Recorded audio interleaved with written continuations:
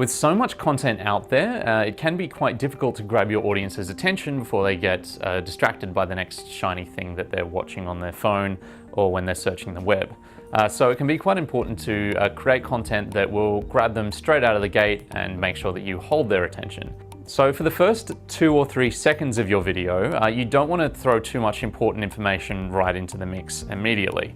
You want to give people first time to notice your video, then kind of settle in. If they're on a phone, they might need to rotate it so it's in the right aspect ratio. So don't go big immediately. Maybe stick with some B-roll or some exciting shots that aren't hugely important, just to kind of get people in and get them watching to start with. Then from seconds 3, from anywhere to 5 to 10, it's usually best to stick with something that's kind of visually exciting, but also starts telling a story. A video, no matter what it is telling a story of some kind. It should have a beginning and a middle and an end. So you want to make sure that you're doing so with your video, so give people context. So if the location is important to your video, maybe include some nice wide establishing shots to show everyone where they are and get a feeling for the atmosphere.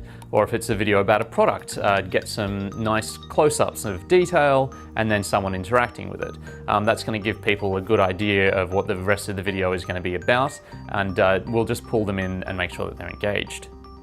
And as I slightly mentioned before, you don't want to jump straight into something like an interview within the first couple of seconds.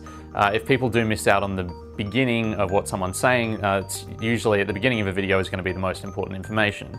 So start off with something that's maybe a little bit more of a buzzword or an introduction, so people can get settled before you start hitting them with the meat of your information.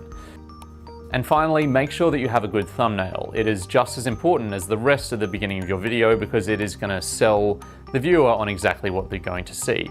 So make sure that it's exciting, make sure that it's legible, and make sure that it's branded to keep in line with the rest of your content so it's instantly recognizable with everything else that you may have made.